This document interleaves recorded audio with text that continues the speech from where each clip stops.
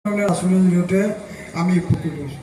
আমি যদি আজি ডি চি অফিচৰ কথা কওঁ, integrated D C office, engineering college, medical college, Bongaigaon university, stadium, এনেধৰণৰ বিভিন্ন উন্নয়নমূলক আঁচনি আমাৰ এই বঙাইগাঁওখনত সমাপন হৈছে। আৰু এই কামবিলাকৰ মূল দায়িত্ব, মূল ব্যৱস্থা, মূল নায়ক আৰু যদি মই ক'বলগীয়া হয় তেতিয়াহ'লে নিশ্চয় হেমন্ত বিশ্ব শৰ্মা মুখ্যমন্ত্ৰী ডাঙৰীয়াক মই কৃতজ্ঞতা জ্ঞাপন কৰিবলৈ। আৰু মই ভাবোঁ যে বঙাইগাঁওবাসী ৰাইজেও বৰ্তমানৰ মুখ্যমন্ত্ৰী হেমন্ত বিশ্ব শৰ্মা ডাঙৰীয়াক ধন্যবাদ জনাব লাগিব, তেওঁৰ প্ৰতি আমি কৃতজ্ঞতা হৈ থাকিব লাগিব। আৰু আমি আশা ৰাখিম যে অহা এপ্ৰিলত যি নিৰ্বাচন অনুষ্ঠিত হ'ব, সেই এপ্ৰিলত অনুষ্ঠিত হ'বলগীয়া নিৰ্বাচনটোত আমি যদি আকৌ পুনৰবাৰ হেমন্ত বিশ্ব শৰ্মাক নেতৃত্ব প্ৰদান কৰি মুখ্যমন্ত্ৰী বনাই আমি যদি বঙাইগাঁৱৰ উন্নয়ন আৰু ত্বৰান্বিত কৰিব পাৰোঁ, তাৰ প্ৰতি লক্ষ্য ৰাখি আমি বঙাইগাঁওবাসী ৰাইজে নিশ্চয়কৈ ব্যৱস্থা গ্ৰহণ কৰিব আৰু বঙাইগাঁওবাসী ৰাইজৰ নিশ্চয় এই দায়িত্ব আৰু কৰ্তব্য হ'ব। গতিকে মই শেষত এটা কথাই মই আপোনালোকক আবেদন জনাব বিচাৰিছোঁ যে বৰ্তমান বঙাইগাঁও জিলাখনত যি উন্নয়ন, এই উন্নয়নৰ ধাৰা অব্যাহত ৰখাৰ স্বাৰ্থত, উন্নয়নৰ ধাৰা ত্বৰান্বিত কৰাৰ স্বাৰ্থত যাতে অহা এপ্ৰিল মাহত অনুষ্ঠিত হ'বলগীয়া নিৰ্বাচনটোৰ জৰিয়তে আকৌ আমি হেমন্ত বিশ্ব শৰ্মা ডাঙৰীয়াক মুখ্যমন্ত্ৰী পদত অধিষ্ঠিত কৰাই আমাৰ বঙাইগাঁও সমষ্টি, বঙাইগাঁওবাসী ৰাইজে, বঙাইগাঁও জিলাবাসী ৰাইজৰ সমস্যাসমূহ সমাধান কৰাৰ ক্ষেত্ৰত আমাৰ এই উন্নয়নৰ ধাৰা অব্যাহত ৰাখি ত্বৰান্বিত কৰাৰ স্বাৰ্থত যাতে আমি সকলোৱে একগোট হৈ, একমত হৈ আমি যাতে ব্যৱস্থা গ্ৰহণ কৰোঁ, তাৰ কাৰণেই মই ৰাইজক আবেদন তথা আহ্বান জনাই পুনৰবাৰ আপোনাৰ সকলোলৈকে মই আন্তৰিক শ্ৰদ্ধা নিবেদন কৰি মই মোৰ বক্তব্য সামৰিছোঁ। ধন্যবাদ। ধন্যবাদ জ্ঞাপন কৰিছোঁ সন্মানীয় সাংসদ ফণীভূষণ চৌধুৰী ডাঙৰীয়া। শ্ৰদ্ধাভাজন ৰাইজ, আমাৰ অসমৰ সন্মানীয় নগৰ উন্নয়ন আৰু গৃহ নিৰ্মাণ বিভাগৰ সন্মানীয় মন্ত্ৰী জয়ন্ত মল্ল বৰুৱা ডাঙৰীয়া, তেখেতৰ বহুমূলীয়া ভাষণ সকলোৰে আগত দাঙি ধৰিবলৈ আমি অনুৰোধ জনালোঁ। ঠাণ্ডা লাগি আছে নেকি? বৰষুণ পৰিছে ওপৰৰ পৰা। এই বৰষুণৰ মাজতে যে আপোনালোক ৰখি আছে, তাৰ কাৰণে মই প্ৰথমে আপোনালোক সকলোকে ধন্যবাদ দিছোঁ। আজি অলপ আগতে আমাৰ সাংসদ ফণীভূষণ চৌধুৰী ডাঙৰীয়াই আপোনালোকক সম্বোধন কৰিছে। আমাৰ এই অঞ্চলৰ সন্মানীয় বিধায়িকা দীপ্তিময়ী চৌধুৰী ডাঙৰীয়ানীও আমাৰ মাজত উপস্থিত আছে। আমাৰ দলৰ জিলা সভাপতি তথা আমাৰ দলৰ কেইবাজনো নেতৃবৃন্দ, মিউনিচিপালিটিৰ চেয়াৰমেন, ডেভেলপমেণ্ট অথৰিটিৰ চেয়াৰমেন আৰু দুয়োটা দলৰ বহুকেইজন নেতৃবৃন্দ, আমাৰ বিভাগৰ MD আৰু ইয়াত উপস্থিত হোৱা বঙাইগাঁৱৰ বিভিন্ন ঠাইৰ পৰা অহা আই মাতৃসকল, যুৱক যুৱতী তথা উপস্থিত ৰাইজ, জয় জয়তে মই আপোনালোকক শুভেচ্ছাও দিছোঁ, ধন্যবাদো দিছোঁ যে আজি 2টা বজাত মিটিং আছিল, মই আহি পাইছোঁ 4:30 বজাত। গতিকে 2.5 ঘণ্টা দেৰিকৈ আহিছোঁ। উপায় নাই, বতৰৰ অৱস্থাটো খুব বেয়া। গতিকে বৰপেটাতো এখন সভা আছিল, তাত 12টা বজাত আছিল, ইয়াত 2টা বজাত আছিল।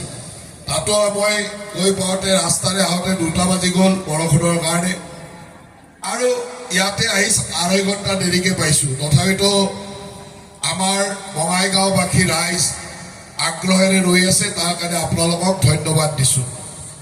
আজি আমাৰ বঙাইগাঁওবাসীৰ কাৰণে এটা ভাল দিন যে বঙাইগাঁওবাসীয়ে অহা 3 বছৰৰ পিছত বঙাইগাঁও চহৰৰ প্ৰায় 18,000 পৰিয়াল আছে, 18-19,000 পৰিয়াল আছে। আৰু যদি আমি পপুলেশ্যনত চাওঁ প্ৰায় 90-91,000 পৰিয়ালৰ ব্যক্তিয়ে বিশুদ্ধ খোৱা পানী পোৱা আৰম্ভ হ'ব। আৰু আজি তাৰ শিলান্যাস কৰিলোঁ আমি। এইখন চহৰত 180 কোটি টকা আচলতে ইমান ডাঙৰ স্কিম সাধাৰণতে মুখ্যমন্ত্ৰী ডাঙৰীয়া আহিয়ে কৰে কিন্তু মুখ্যমন্ত্ৰী ডাঙৰীয়াৰ অত্যন্ত ব্যস্ততাৰ কাৰণে ৰাজনৈতিক ব্যস্ততা যথেষ্ট বেছি হৈ আছে এইকেইদিন দেখিছে আশীৰ্বাদ যাত্ৰা আৰু অন্যান্য কামত তেখেত ব্যস্ত থাকিব লগা হৈছে আৰু যেহেতু 2-4 দিনৰ ভিতৰতে কোড অফ কণ্ডাক্ট লাগি যাব ইলেকশ্যন ডিক্লেয়াৰ হ'ব গতিকে আৰু 3 মাহ আপোনালোকে পিছুৱাই যাব সেইকাৰণে মুখ্যমন্ত্ৰী ডাঙৰীয়াই আগ্ৰহ কৰিছিল যে ময়ে গৈ কৰি আহিব লাগে আৰু সেইকাৰণে 180 কোটি টকা ব্যয়েৰে বঙাইগাঁও চহৰৰ এই 25টা ৱাৰ্ডত 24 ঘণ্টাই পানী দিব পৰা এখন আঁচনিৰ আজি আমি ইয়াত শিলান্যাস কৰিলো যাতে বঙাইগাঁওবাসী ৰাইজে অহা 3 বছৰৰ পিছত সুন্দৰভাৱে খোৱা পানী যোগান পাই থাকিব পাৰে এই চহৰবিলাকত আমাৰ এই ধৰণৰ চহৰবিলাকত এটা ডাঙৰ সমস্যা হ'ল খোৱা পানীৰ সমস্যা আমাৰ এই চহৰবিলাকত বেছিভাগতে আমি গ্ৰাউণ্ড ৱাটাৰ বা মাটিৰ তলৰ পানী ভূগৰ্ভৰ পানী ব্যৱহাৰ কৰোঁ সেই পানীয়ে আমাক বহুত বেমাৰ আজাৰো কৰে আইৰণ ফ্লৰাইড ইত্যাদি বহুত বস্তু বেয়া বস্তু আমি খাব লগা হয় আৰু সেইকাৰণে আমি এই চহৰবিলাকত এখনকৈ কেনেকৈ বিশুদ্ধ খোৱা পানী দিব পাৰি তাৰ কাৰণে পৰিকল্পনা লৈছিলোঁ আজিৰ দিনটোৰ ভিতৰতে বৰপেটা চহৰৰ কাৰণে প্ৰায় 117 কোটি টকা ব্যয়েৰে এখন আঁচনি আৰু বঙাইগাঁও চহৰৰ কাৰণে 180 কোটি টকা ব্যয়েৰে এই আঁচনিখনৰ আজি শিলান্যাস কৰিলোঁ ইয়াত গোটেই চহৰখনৰ 15টা ৱাৰ্ডে সামৰি ল'ব 25টা ৱাৰ্ডে সামৰি ল'ব প্ৰত্যেক ঘৰলৈকে আমাৰ ডিষ্ট্ৰিবিউশ্যন নেটৱৰ্ক থাকিব আৰু 24 ঘণ্টা ইয়াত পানী দিব পৰা ব্যৱস্থা থাকিব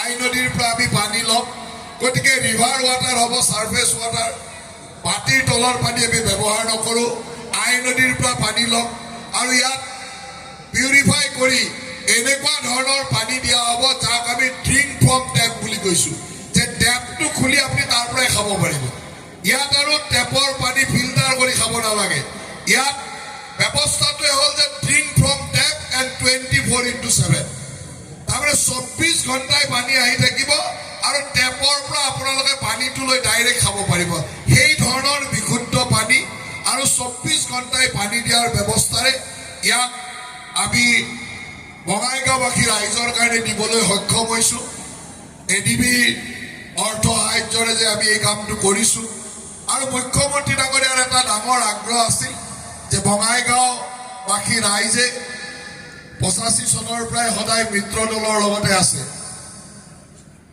ফণীভূষণ চৌধুৰীক আশীৰ্বাদ কৰিছে দীপ্তিময় চৌধুৰীক আশীৰ্বাদ কৰিছে আৰু বঙাইগাঁওবাসী ৰাইজে সদায় হিমন্ত বিশ্ব শৰ্মা ডাঙৰীয়াৰ নেতৃত্বত সদায় আশীৰ্বাদ কৰি আহিছে কাৰণে আমাৰ মুখ্যমন্ত্ৰী ডাঙৰীয়ায়ো ইয়াত medical college engineering college stadium একো বাকী ৰখা নাই শেষত পানীৰ এটা কাম বাকী আছিল তাকো একেলগে 180 কোটি টকা দি একেবাৰে শেষ কৰি দিছে যে পানীৰ সমস্যা সমাধান হৈ যাওক কিন্তু তাৰ মৰম তাৰ প্ৰতিদান দিয়াৰ সময় আপোনালোকৰ আহি গ'ল বিহুৰ আগে আগে তাৰ মৰম প্ৰতিদান আপোনালোকে দিব লাগিব গতিকে মই আশা ৰাখিম যে আপোনালোকে বিহুৰ আগত মুখ্যমন্ত্ৰী ডাঙৰীয়াক ইমানেই আশীৰ্বাদ দিব যাতে অহা 5টা বছৰত আৰু বহুত কাম কৰিবলৈ মন যায় যে বঙাইগাঁওবাসীৰ কাৰণে আৰু বহুত কৰিবলগীয়া আছে মই সকলোকে ধন্যবাদ দিছোঁ আজি আমাৰ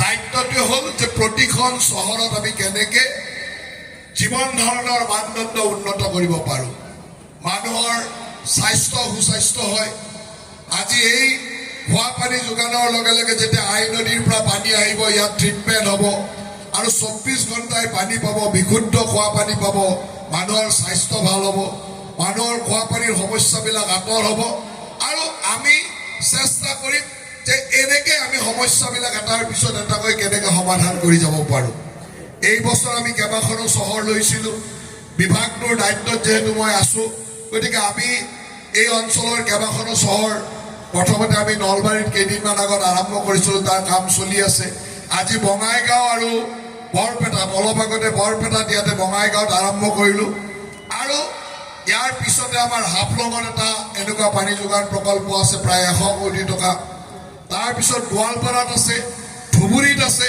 গতিকে আমি প্ৰায় সকল চহৰতে প্ৰায়বিলাক চহৰতে এটাৰ পিছত এটাকৈ আমি এই পানী যোগান প্ৰকল্পবিলাকৰ কাম আৰম্ভ কৰি গৈছোঁ এই পানী যোগান প্ৰকল্পবিলাক এনেকুৱা যে কন্ট্ৰোল কমান্ড থাকিব এটা ৰুমত বহিয়ে ক'ত পানী কেনেকৈ গৈছে তাৰ ডিসপ্লেত ওলাই থাকিব সেন্ট্ৰেল মনিটৰিং সিস্টেম থাকিব আৰু অহা 10 বছৰলৈকে যি কোম্পানীয়ে এই কামটো কৰিব তাৰ অপাৰেশন এণ্ড মেইনটেনেন্স 10 বছৰলৈকে সেই কোম্পানীটোৱে কৰিব এটা 10 বছৰ আৰু চিন্তা কৰিব লগা নাই ইয়াত কন্টিনিউ মেইনটেনেন্স কৰাৰ দায়িত্ব যি কোম্পানীয়ে ইনষ্টল কৰিব তেওঁৰ ওপৰতে থাকিব এই কামটো অনুভৱ নিৰ্মাণ প্ৰাইভেট লিমিটেডে পাইছে আমাৰ তেখেতসকলৰ স্বত্বাধিকাৰী অলিন্দ শৰ্মা বহি আছে মই তেখেতক অনুৰোধ কৰিম যে আপুনি একেবাৰে নিৰ্ধাৰিত সময়ৰ ভিতৰত আমাৰ পাঠশালাৰে মানুহ গতিকে এই অঞ্চলৰ অভাৱবিলাক বুজি পায় এটা সকলোৱে তেখেতেও সহায় কৰিব আমাৰ বিভাগেও সহায় কৰিব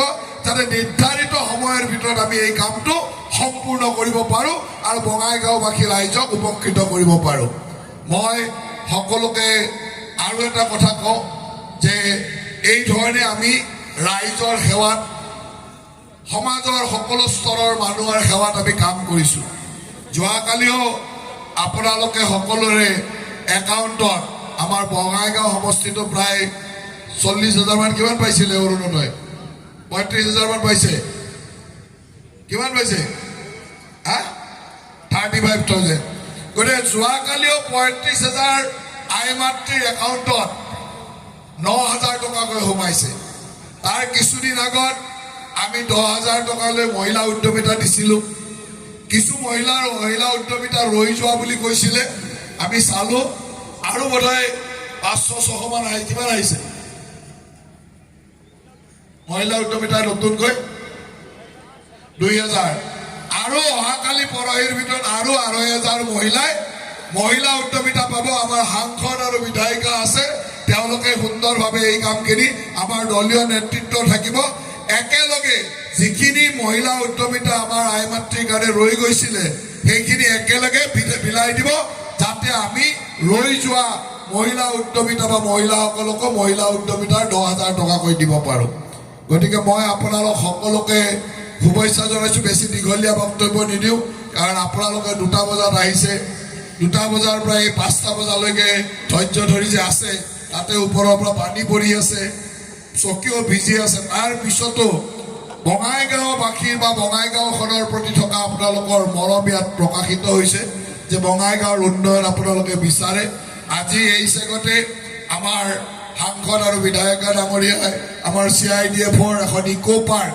ইয়াতে আধাৰিলা কৰিলে গতিকে CIDF-ৰ এই ইকো পাৰ্কখনো ইনগ্ৰেশ্যন কৰিলে মই ভাবোঁ যে বঙাইগাঁৱত এইটো এটা নতুন সংযোজন যিয়ে আমাক সুন্দৰভাৱে এটা পৰিৱেশ প্ৰদান কৰিব যি পৰিৱেশত আমি এখন চহৰৰ সেই পৰিৱেশৰ মাজেৰে আমি আমাৰ মনবিলাক ডাঙৰ কৰিব পাৰিম আমি আগবাঢ়ি যাব পাৰিম সেই ধৰণৰ পৰিৱেশ আজি বঙাইগাঁৱত আহিবলৈ আৰম্ভ কৰিছে আৰু বঙাইগাঁওবাসী ৰাইজে এটা কথাই মনত ৰাখিব যে আমি এই অঞ্চলবিলাক বৰ সংকটৰ মাজত আছোঁ আমাৰ এই অঞ্চলবিলাক লাহে লাহে বিভিন্ন মানুহে গ্ৰাস কৰি আহিছে অলপ আগলৈকে গ'লে আমাৰ ধুবুৰী বঙাইগাঁও বা এই বৃহত্তৰ অঞ্চলটো আছিল পুৰণা কমতাপুৰ আজি সেই কমতাপুৰত আমাৰ কমতাপুৰীয়া কোচ ৰাজবংশী ভাইৰ আধিপত্য নোহোৱা হৈ গৈছে কিছুমান এনেকুৱা অচিনাকি মানুহে আমাক আহি আগ্ৰাসন কৰি প্ৰায় নোহোৱা কৰি পেলাব খুজিছে কিন্তু আমি ইয়াক আৰু আগবাঢ়িব দিব নোৱাৰোঁ আৰু যোৱা 5টা বছৰে মুখ্যমন্ত্ৰী হিমন্ত বিশ্ব শৰ্মা ডাঙৰীয়াৰ নেতৃত্বত ইয়াৰ বিৰুদ্ধে কাম হৈছে আৰু ভৱিষ্যতেও তাৰ কাৰণে আমি কাম কৰিব লাগিব যাৰ কাৰণে হিমন্ত বিশ্ব শৰ্মা ডাঙৰীয়াক আমি শক্তিশালী কৰিব লাগিব আৰু এই শক্তিশালী কৰাৰ মূল কামটোৱে হ'ল যে বিহুৰ আগৰ নিৰ্বাচনটোত যাতে আমি এই কথাটো সদায় মনত ৰাখোঁ আমাৰ দায়িত্ব হ'ল যে বিহুৰ আগে আগে নিৰ্বাচন হ'ব আমাৰ অসমত মাননীয় মুখ্যমন্ত্ৰী হিমন্ত বিশ্ব শৰ্মা ডাঙৰীয়াৰ নেতৃত্বত আমি মিত্ৰ দলে নিৰ্বাচন খেলিম আৰু মিত্ৰ দলে একেলগে নিৰ্বাচন খেলিম প্ৰতিটো মানুহৰ এটাই লক্ষ্য হ'ব লাগিব যে পুনৰবাৰ আমি হিমন্ত বিশ্ব শৰ্মা ডাঙৰীয়াক মুখ্যমন্ত্ৰীৰ আসনত বহাবৰ কাৰণে মিত্ৰ দলৰ প্ৰতিগৰাকী প্ৰাৰ্থীক বিপুল ভোটত বিজয়ী কৰিম, যাতে আমি সুৰক্ষিত হৈ থাকিব পাৰোঁ, অসমখন সুৰক্ষিত হৈ থাকিব পাৰে। এই কমতাপুৰত আমাৰ কমতাপুৰীয়া ভাইসকলৰ অধিকাৰ থাকিব লাগিব। ইয়াত কোনো আগ্ৰাসনকাৰীৰ অধিকাৰ আমি দিব নোৱাৰোঁ, আৰু সেই আগ্ৰাসনকাৰীক বাধা দিবৰ কাৰণে আমি সকলোৱে মাৰ বান্ধি থিয় হ'ব লাগিব। আৰু আমাৰ দায়িত্ব এইটোৱে যে অহা নিৰ্বাচনৰ কাৰণে আমি এতিয়াৰ পৰা প্ৰস্তুত হওঁ। অহা হয়তো 8-9 তাৰিখ মানে নিৰ্বাচন হ'ব, এপ্ৰিল মাহত 2 দিনৰ ভিতৰত নিৰ্বাচন ঘোষণা হ'ব, আৰু সেই ঘোষণাৰ পিছতে আমি সকলোৱে মাৰ বান্ধি থিয় হওঁ যে ভাৰতীয় জনতা পাৰ্টী, অসম গণ পৰিষদ আৰু BPF দলৰ মিত্ৰতাৰে হোৱা এই NDA আমি সকলো দিশতে যাতে শক্তিশালী কৰিবৰ কাৰণে কাম কৰোঁ, আৰু আমি সকলোৱে মিলি বঙাইগাঁও জিলাৰ প্ৰতিটো সমষ্টিকে যাতে বিপুল ভোটত বিজয়ী কৰিব পাৰোঁ, তাৰ কাৰণে আপোনালোকক এই চেগতে মই অনুৰোধ জনালোঁ। বিশেষ দীঘলীয়া বক্তব্য নিদিওঁ, ৰাইজক আমি কি কৰিছোঁ আপোনালোকে দেখিছে, অসমৰ বিকাশ উন্নয়নৰ কাৰণে কি কৰিছোঁ সেয়াও দেখিছে। অসমৰ মানুহে যিবিলাক কথা ভবা নাছিল যে ব্ৰহ্মপুত্ৰৰ তলেৰেও সুৰংগ ৰাস্তা হ'ব, ব্ৰহ্মপুত্ৰৰ তলেও ৰেলগাড়ী চলিব, গাড়ী চলিব, এইবিলাক কথা আমাৰ কল্পনাৰ বাহিৰত আছিল। যে গোটেই কাজিৰঙাখন ফ্লাইঅভাৰ এলিভেটেড কৰিডৰেৰে পাৰ হৈ যাম, এইবিলাক আমি ভবাও নাছিলোঁ, কিন্তু আজি সেইবিলাক বাস্তৱ হৈছে। অসমৰ ভাৰতবৰ্ষৰ ভিতৰত ৰিজাৰ্ভ বেংক অফ ইণ্ডিয়াই দ্ৰুততম বিকশিত ৰাজ্য হিচাপে স্বীকৃতি দিবলৈ বাধ্য হৈছে। ডাঙৰ ডাঙৰ ৰাজ্য বহুত আছিল, গুজৰাট, ৰাজস্থান, মধ্যপ্ৰদেশ, মহাৰাষ্ট্ৰ, কৰ্ণাটক, বহুত আগশাৰীৰ ৰাজ্য আছিল। সেইবিলাককো ফেৰ মাৰি আজি ক্ৰছ কৰি আমি অসম দ্ৰুততম বিকশিত ৰাজ্য হিচাপে ৰিজাৰ্ভ বেংক অফ ইণ্ডিয়াই স্বীকৃতি দিছে। তাৰমানে অসম আজি সেই উন্নতিৰ পথত আগবাঢ়িছে। এই উন্নতি আমি ধৰি ৰাখিব লাগিব, এই বিকাশ আমি চলাই নিব লাগিব। তাৰ লগে লগে অসমৰ প্ৰতিটো খিলঞ্জীয়া মানুহক সুৰক্ষিত কৰি ৰখা, প্ৰতিজন সনাতনী মানুহক সুৰক্ষিত কৰি ৰখাটো আমাৰ দায়িত্ব, আৰু সেই দায়িত্ব হিমন্ত বিশ্ব শৰ্মা ডাঙৰীয়াৰ নেতৃত্বৰ চৰকাৰখনে সদায় পালন কৰি আহিছে। যাৰ কাৰণে আপোনালোক সকলোৱে আগন্তুক নিৰ্বাচনত আমাক সকলোকে আশীৰ্বাদ দিব বুলি আশা ৰাখি আপোনালোক সকলোলৈকে পুনৰবাৰ শুভেচ্ছা, ধন্যবাদ আৰু কৃতজ্ঞতা জনাই মই মোৰ বক্তব্যৰ সামৰণি মাৰিছোঁ। মোৰ লগত একেলগে কওক, ভাৰত মাতা কি, ভাৰত মাতা কি, ভাৰত মাতা কি, জয় অসম, জয় অসম, জয় অসম। ধন্যবাদ। আমি ধন্যবাদ জ্ঞাপন কৰিছোঁ আমাৰ মাননীয় মন্ত্ৰী জয়ন্ত মল্ল বৰুৱা ডাঙৰীয়াক। আৰু এবাৰ জোৰে এজাৰি হাত চাপৰি দিলে ভাল পাম। ধন্যবাদ। এই চেগতে আজিৰ মুখ্য অতিথি সন্মানীয় মন্ত্ৰী জয়ন্ত মল্ল বৰুৱা ডাঙৰীয়া, সন্মানীয় সাংসদ শ্ৰীযুত ফণীভূষণ চৌধুৰী ডাঙৰীয়া, বিধায়িকা দীপ্তিময়ী চৌধুৰী ডাঙৰীয়ানী আৰু সকলো মঞ্চত উপবিষ্ট ব্যক্তিক আজিৰ অনুষ্ঠানটো সাফল্যমণ্ডিত কৰাৰ বাবে ধন্যবাদ জ্ঞাপন কৰিছোঁ, আৰু সকলোকে ৰাষ্ট্ৰীয় সংগীতৰ বাবে থিয় হ'বলৈ আমি অনুৰোধ জনালোঁ। जनगण मन अधिनायक जय हे भारत भाग्य विधाता, पंजाब सिंध गुजरात मराठा द्राविड उत्कल गंगा, विंध्य हिमाचल यमुना गंगा उच्च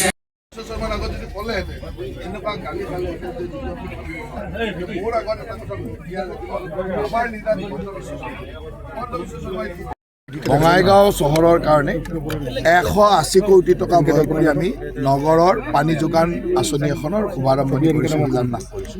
বঙাইগাঁও চহৰৰ 25টা ৱাৰ্ডত প্ৰতিটো ঘৰলৈকে টেপ যোগে পানী যোৱা, আৰু 24x7 24 ঘণ্টাই পানী যোৱা, আৰু ড্ৰিংক ফ্ৰম টেপৰ পৰা একেবাৰে বিশুদ্ধ খোৱা পানী ওলাই খাব পৰা তেনেকুৱা ধৰণৰ এখন আঁচনি আমি ইয়াত শিলান্যাস কৰিছোঁ। 3 বছৰৰ ভিতৰত এই আঁচনিখন সম্পূৰ্ণ হোৱাৰ লগে লগে বঙাইগাঁও চহৰৰ 90,000তকৈ অধিক পপুলেশ্যনক ই কাভাৰ কৰিব।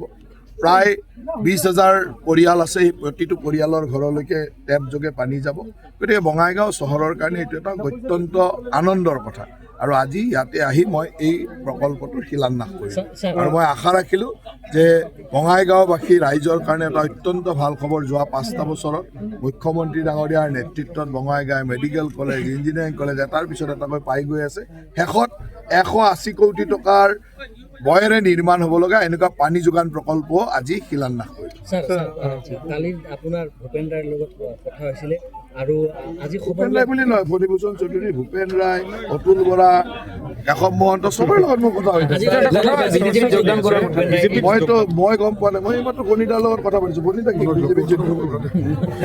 কি মই চৌধুৰীৰ লগত কথা পাতি আছোঁ জয়ন্ত নকৰিব নহয় মই এইমাত্ৰ কথা পাতি আহিছোঁ গতিকে মই সকলোৰে লগত কাৰণ AGP আৰু BJPৰ লগত যিখিনি কথা বতৰা পাতোঁ মই পাতি থাকোঁ কাৰণ মোৰ লগত সকলোৰে ভাল বনিতাৰো ভাল সম্পৰ্ক বৌৰো ভাল সম্পৰ্ক ভূপেন্দ্ৰৰো ভাল সম্পৰ্ক তাৰপিছত আৰু বহুত অতুলাৰ লগত কথা পাতি থাকোঁ মানে আমাৰ বীৰেন বৈশ্যৰ লগত কথা পাতি সকলোৰে লগত কথা পতা মানে এইটো নহয় যে তেওঁলোকে BJP কৰিব কথা পাতিছোঁ মানে মই হ'লোঁ অসম চৰকাৰৰ মন্ত্ৰী মোৰ কাম হ'ল এনেকৈ পানীৰ পাইপলাইন বহোৱা কিবা কৰা মানে পানীৰ স্কিম বহোৱা এইটো মোৰ কাম এই যিটো অভয়পুৰীত কি হ'ব বঙাইগাঁৱত কি হ'ব এই গোটেইখিনিৰ কথা ক'ব পৰা অধিকাৰ বা কথা কোৱাৰ হেৰিটো হ'ল আমাৰ ৰাজ্যিক সভা গতিকে আপোনালোকে এই কথাখিনি দিলীপ শইকীয়া ডাঙৰীয়াক সুধিব লাগিব তেওঁহে উত্তৰ দিব পাৰিব মই হ'ল বোলে ইয়াত পানী ওলোৱা নাই ঠিক আছে নহ'লে কিন্তু বঙাইগাঁও চহৰত কি হ'ল বোলে আজি এখন পাৰ্ক ইনগৰেশ্যন কৰিলোঁ আজি বোলে মই ইয়াতে 180 কোটি টকাৰ পানীৰ প্ৰকল্প আৰম্ভ কৰিলোঁ এইখিনি হ'ল মোৰ ডায়েৰীৰ ভিতৰত মোৰ ক্ষমতাৰ ভিতৰত মানে মই কৰিব পাৰোঁ বাকী পাৰ্টীৰ কোনটো ছিটত AGP খেলিব কোনটো ছিটত BJP খেলিব কোনটো ছিটত কোনে প্ৰাৰ্থী হ'ব এই গোটেই কামটো হ'ল ৰাজ্যিক সভাপতি বা ৰাজ্যিকৰ যিটো আমাৰ নেতৃত্বৰ মানে আমাৰ কমিটি আছে তেওঁলোকৰ গতিকে আমাৰতো এতিয়ালৈকে কোনো মানে আনুষ্ঠানিক ঘোষণা একো হোৱা নাই কিন্তু মই ভাবোঁ যে অহা 2-3 দিনৰ ভিতৰত আমাৰ যি মিত্ৰ দলৰ আসন বুজাবুজিৰ যিটো আনুষ্ঠানিক ঘোষণা হৈ যাব মই ভাবোঁ যে 16-17 তাৰিখলৈকে আনুষ্ঠানিক ঘোষণা হৈ যাব আৰু তাৰ লগে লগে আমাৰ দলৰ প্ৰাৰ্থীসমূহ ঘোষণা হৈ যাব ইমান দিন ৰখিছে আৰু আজি 11 তাৰিখ 5 দিন ৰখক আৰু 5 দিন পিছত চব পাই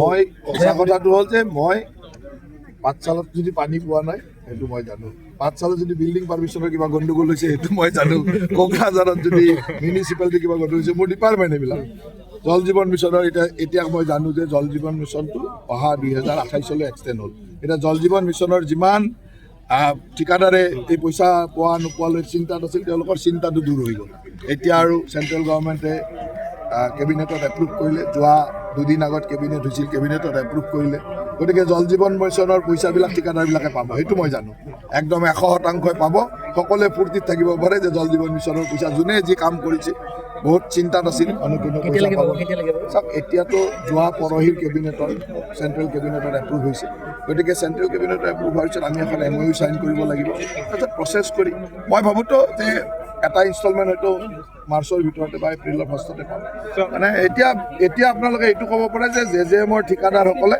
কমপ্লিট পইচা পাব আৰু চিন্তা নাই আৰু একদম ধুনীয়াকৈ পইচা পাব কথা সুধিছোঁ ছাৰ UPPL আজি মন্তব্য দিছে যে ইণ্ডিয়াৰ লগত মানে BJP লগত আছে এইটো মোৰ বিভাগত নপৰে বেলেগ ৰাজনীতি বেলেগ ৰাজনীতি কংগ্ৰেছৰ ৰাষ্ট্ৰীয় প্ৰচাৰ অধ্যক্ষ তেখেতে এটা ছ'চিয়েল মিডিয়াত প্ৰচাৰ কৰি আছে যে নিৰ্বাচন যোৱাৰ ফলাফল ঘোষণা এসপ্তাহৰ পিছত মুখ্যমন্ত্ৰী কথাটো হ'ল যে কংগ্ৰেছ দলৰ একেবাৰে সোনিয়া গান্ধী ৰাহুল গান্ধীৰ পৰা আমাৰ ইয়াতে থকা গৌৰৱ গগৈ যিবিলাকে বংশবাদেৰে চলি আছে তেওঁলোকে অলিক কল্পনা এটা চলি থাকে এইবিলাকৰ সেইটো এটা ভাবিয়েই সিহঁতে নিজকে ৰজা বুলি ভাবে ৰাজ পৰিয়ালত জন্মিছে ৰজা গতিকে তেওঁলোকে যি ভাবে সেইটোৱে ভাৰতবৰ্ষৰ ৰাইজে ভাবিব বুলি কিন্তু ভাৰতবৰ্ষৰ ৰাইজে যি ভাবিব সেইখনে দেশত চলিব এতিয়া তৰুণ গগৈ গৌৰৱ গগৈ পৰিয়ালেও তেনেকৈ ভাবে সোনিয়া গান্ধী ৰাহুল গান্ধীৰ পৰিয়ালো তেনেকৈ ভাবে যে তেওঁলোকে ৰজা গতিকে তেওঁলোকে যি ভাবিব তেনেকৈ দেশখন চলিব কিন্তু আমি ভাবোঁ যে বঙাইগাঁৱৰ ৰাইজে কি বা ভাবে অভয়পুৰীৰ ৰাইজে বা কি ভাবে তেওঁলোকে ভাবাটোৰ ওপৰতে আমি চলি থাকোঁ যদি বঙাইগাঁৱৰ ৰাইজে ভাবিছে যে অসমত এইবাৰ আৰু হিমন্ত বিশ্ব শৰ্মা ডাঙৰীয়াক মুখ্যমন্ত্ৰী বনাব বনিব অভয়পুৰীৰ ৰাইজে যদি ভাবিছে যে মিত্ৰ দলৰ চৰকাৰ আনিব আহিব গতিকে অভয়পুৰী ৰাইজে, বঙাইগাঁৱৰ ৰাইজে, নলবাৰীৰ ৰাইজে, গুৱাহাটীৰ ৰাইজে কি ভাবিছে সেইটো আমাৰ পৰা। বাকী গান্ধী পৰিয়াল আৰু গগৈ পৰিয়ালে কি ভাবিছে সেইটোতো আমাৰ অসমত অসমীয়া নাজানাটো লাগে, ইংৰাজী নাজানাটো লাগে কথা নহয়। অসমত অসমীয়া নাজানাটো লাগে। অসমত যদি 10টা ট্ৰাইবেল ভাষা শিকিব পাৰে সেইটো গৌৰৱৰ কথা। ইংৰাজী শিকাটো কোনো গৌৰৱৰ কথা নহয়। মই অসমীয়া নাজানা মানুহটোৱে আকৌ ইংৰাজী নাজানে বুলি অলপ পাগলাই কৰে নেকি? তাই অসমৰ মানুহ। ইংলেণ্ডততো ড্ৰাইভাৰ, চাফাই কৰ্মী, মানে 4th গ্ৰেড 3rd গ্ৰেড চবে ফাই ইংলিছ কয়। তাৰমানে আমাতকৈ অভিজ্ঞ মানুহ নেকি? তেওঁলোক বহুত ইণ্টেলেকচুৱেল মানুহ নেকি? গতিকে সেইটো হ'ল কোন মাতৃভাষাত আমি ডাঙৰ হৈছোঁ। মই অসমীয়া নাজানোতো লাজৰ কথা। যিসকলৰ নেতাই অসমীয়া নাজানে তেওঁলোকৰ নেতাজনক কিন্তু অসমীয়া শিকে। আমাৰ মানে ইংলিছ নাজানাতো ক'ব, আমাৰ মানে কেনেকৈ জানিব? যেন সাধাৰণ ঘৰৰ ল'ৰা এজন বাগানৰ পৰিয়ালৰ পৰা আহিছে। আজি বাগানৰ পৰিয়ালৰ পৰা আহি ৰূপজ্যোতি কুৰ্মীয়ে যে অসম বিধানসভাৰ 4বাৰকৈ MLA হ'ব, 5বাৰকৈ MLA হ'ব পাৰিছে, কম ডাঙৰ কথা। এটা বাগানৰ মানে ক'ব গ'লে শ্ৰমিকৰ ল'ৰা, বাগানৰ শ্ৰমিকৰ ল'ৰা এটা আহি আজি 5বাৰৰ বিধায়ক হৈছে। তেওঁকনো উপলুঙা কৰিব পাৰে নেকি ইংৰাজী নাজানে বুলি? উপলুঙা কৰে নেকি?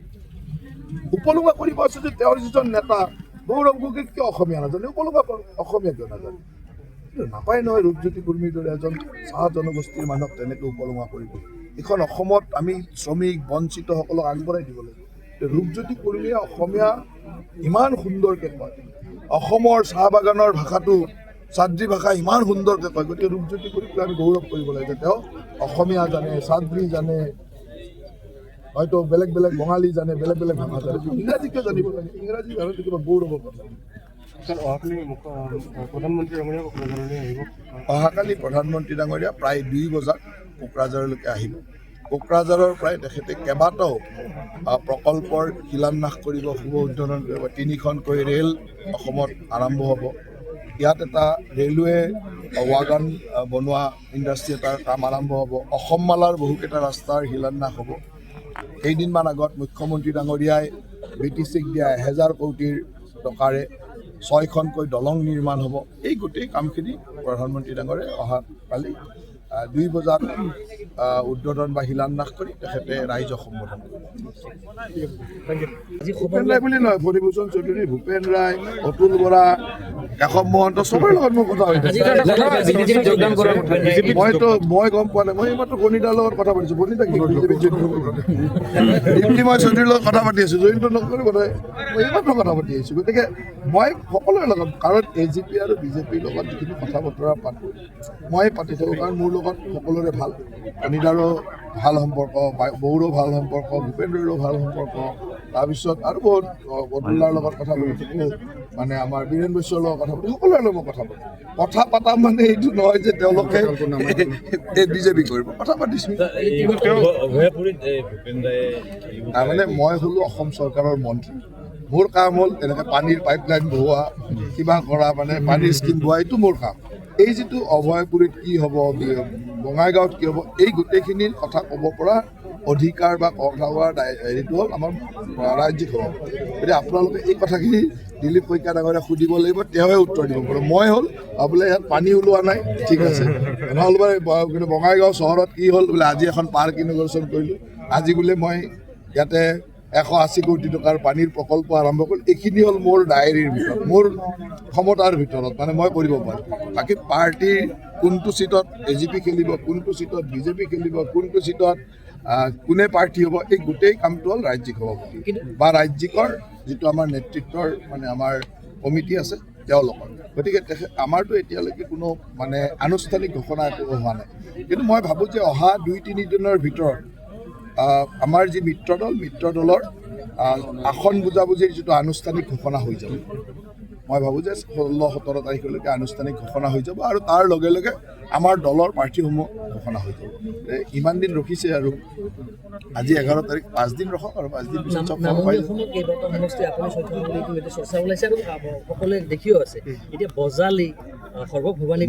সঁচা কথাটো হ'ল যে মই পাঠশালাত যদি পানী পোৱা নাই সেইটো মই জানো, পাঠশালাত যদি বিল্ডিং পাৰ্মিশ্যনৰ কিবা গণ্ডগোল হৈছে সেইটো মই জানো, কোকৰাঝাৰত যদি মিউনিচিপালিটি কিবা গণ্ডগোল হৈছে, মোৰ ডিপাৰ্টমেণ্ট এইবিলাক।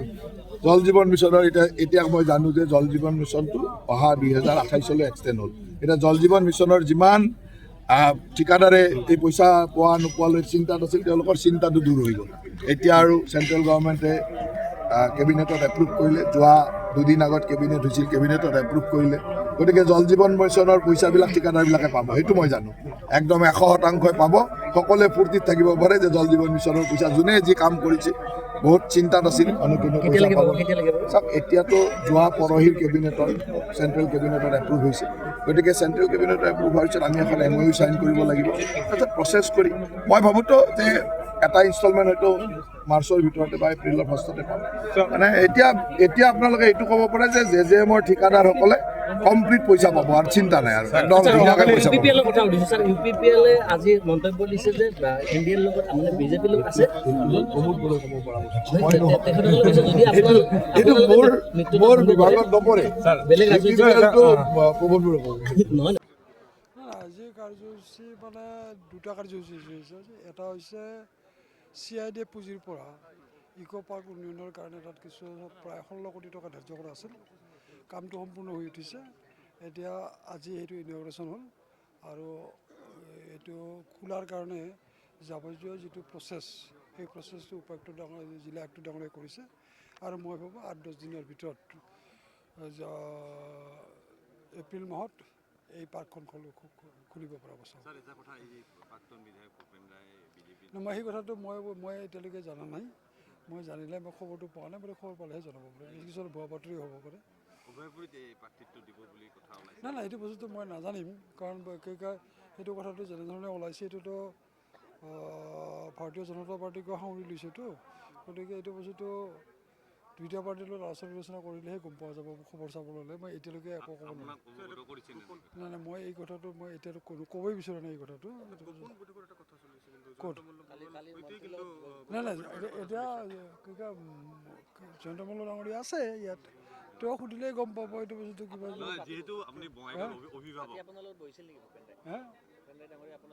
মই 1:30 বজাত আহি পাইছোঁ গুৱাহাটী দিল্লীৰ পৰা।